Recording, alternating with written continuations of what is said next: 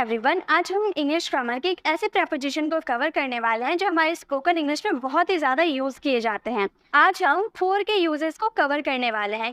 FOR four, इसका use हम जानते हैं कि के लिए के सेंस में हम फोर का यूज़ करते हैं, लेकिन सिर्फ के लिए के सेंस में ही फोर का यूज़ नहीं किया जाता है।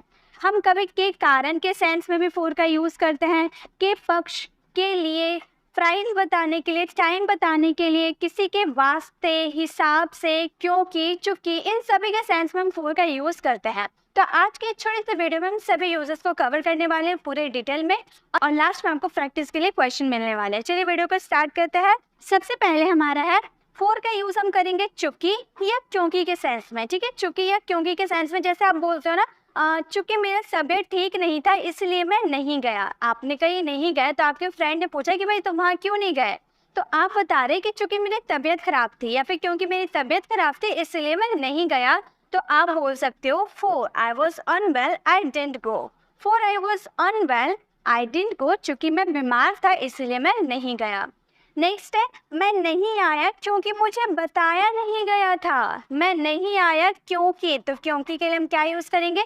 क्योंकि के लिए बिकॉज का यूज तो किया जाता है, लेकिन हम कभी कभी फॉर का भी यूज कर देते हैं। तो आप जान लो कि फॉर का यूज क्योंकि के सेंस में किया जाता है। अब कभी आपको ऐसे सेंटेंसेस देखने को मिले तो आप कंफ्यूज नहीं होना। तो हम बोलेंगे आई डिडंट कम, मैं नहीं आया, आई डिडंट कम क्योंकि, क्योंकि के लिए हम क्या यूज करेंगे? फॉर का यूज करेंगे।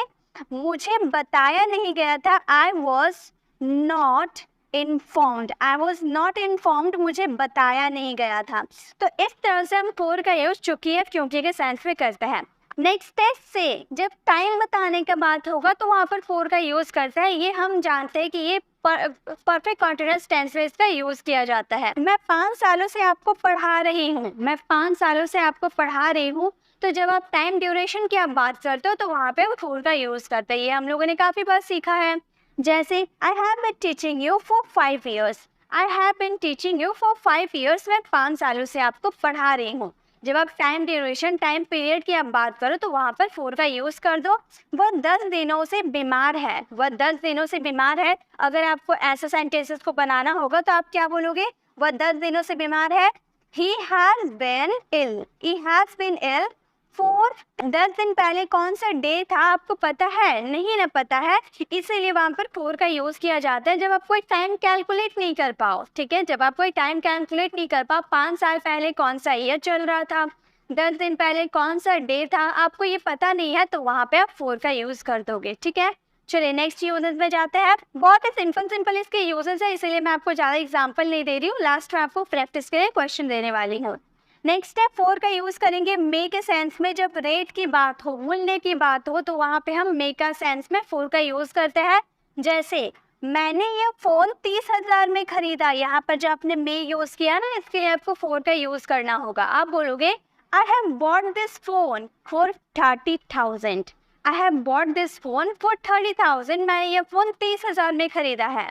I have bought this phone for 30,000। ठीक है, तो इस तरह से जब आप रेट बताओगे तो वहाँ पे आप फोर का यूज कर दोगे। अब कभी कभी हम ऐसा करते हैं ना कि हम ऐड का भी प्राइस बताने के लिए ऐड का भी यूज करते हैं, 80 ऐड, बिल्कुल करेक्ट, हम मूल्य बताने के लिए ऐड का यूज करते हैं। लेकिन जब आप डजन के हिसाब से बताते हो कि पर डजन, जैसे 60 रुपए किलो, तो आप कैसे बोलोगे? At 60 rupees per kilo. Next है वह फोन मैंने 10,000 में खरीदा था, वह फोन मैंने 10,000 में खरीदा था। इस सेंटेंस को आप बनाओगे I had bought that phone, I had bought that phone for 10,000। तो मेरा सेंटेंस क्या फ्रेम हुआ? I had bought that phone for 10,000, वह फोन मैंने 10,000 में खरीदा था। तो जब आप रेट बताओगे, जब मे का सेंस आएगा तो वहाँ पे फोर का यूज कर दीजिएगा। नेक्स्ट फोर का यूजेस है के लिए के सेंस में भी हम फोर का यूज करते हैं।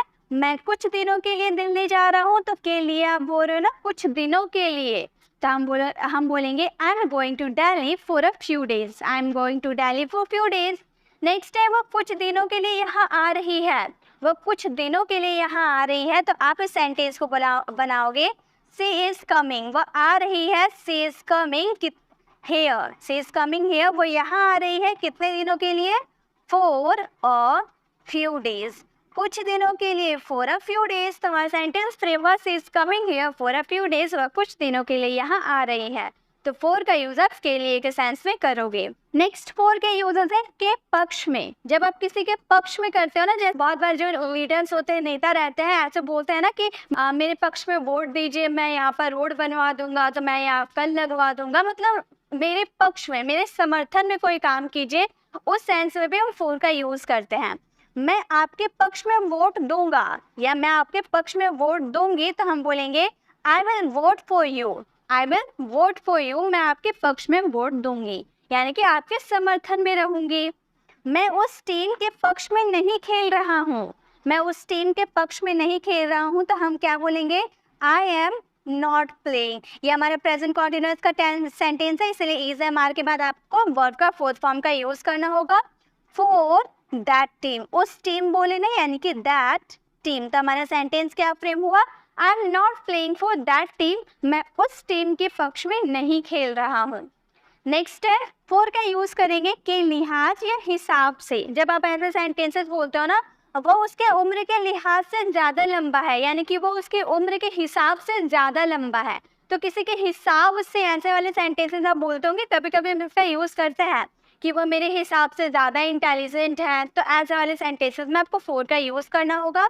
He is taller for his age, he is taller for his age, वो उसके उम्र के लिहाज से ज़्यादा लंबा है, मतलब उसका उम्र कम है लेकिन वो ज़्यादा लंबा है।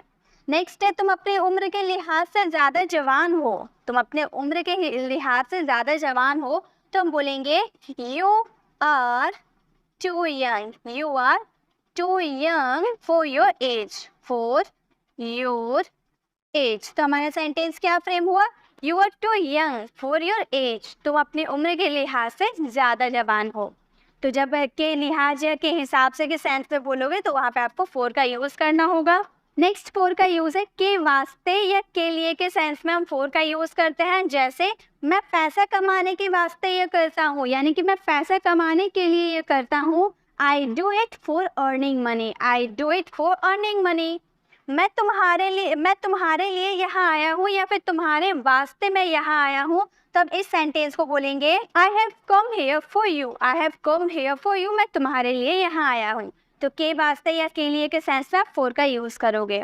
लास्ट फॉर के यूजेस है के कारण के सेंस में भी हम फॉर का यूज़ करते हैं। जैसे आप बोलते हो ना, वो अपनी बुरी आदतों के कारण सफल नहीं होगा, बहुत बैड हैबिट्स है उसमें, वो कभी सक्सेस नहीं होगा, तो आप बोल सकते हो he will not be successful for his bad habits, he will not be successful for his bad habits। तुम बुरी संगति के कारण फेल हो गए, हमेशा बुरी संगति में रहते हो, तुम फेल हो गए, तो हम इस सेंटेंस को बनाएंगे you failed for your bad company, you failed for your bad company, तुम बुरी संगति के कारण फेल हो गए। तो ये थे हमारे फॉर के सारे यूजेस। आई होप आपको ये छोटे से वीडियो में फॉर के सारे यूजेस समझ में आ गए। अब बारी आती है आपके क्वेश्चन की कि आपका क्वेश्चन क्या है। मैंने ये तोहफा आपके लिए लाया है। सेकंड क्वेश्चन, पढ़ाई ना करने के कारण वो फेल हो गया। इन दो सेंटेंसेस को फ्रेम करके इसका आंसर आपको कमेंट बॉक्स में करना है। आपको ये प्रेपोजिशन की लॉन्ग वीडियो चाहिए तो आप लेफ्ट साइड क्लिक करके आप हमारे प्रेपोजिशन वाली वीडियोस को विजिट कर सकते हो, और राइट साइड क्लिक करके आप हमारे 75 डेज इंग्लिश स्पीकिंग कोर्स को ज्वाइन कर सकते हो। अगर आपने ज्वाइन कर लिया है और 4 डेज़ वाली वीडियो मिस हो गई है, तो आप 4 डेज़ वाली वीडियो को विजिट कर सकते हो। अगर आपने एक भी डेज़ वाली वीडियो को मिस किया तो आपकी इंग्लिश इनकम्प्लीट रह जाएगी, क्योंकि हम हर डे अलग अलग टॉपिक को कवर करते हैं और साथ में प्रैक्टिस भी करते हैं। अगर आप हमारे चैनल पर नए हैं और मेरे पढ़ाने का तरीका आपको पसंद आ रहा हो, तो सब्सक्राइब कर आने वाले बेल आइकन को प्रेस करें, देन ऑल नोटिफिकेशन जरूर क्लिक करें, ताकि जब भी मैं वीडियो अपलोड करूँ आप तक नोटिफिकेशन मिलती रहे। मिलते हैं नेक्स्ट ऐसे इन्फॉर्मेटिव वीडियोस के साथ, तब तक के लिए कीप लर्निंग।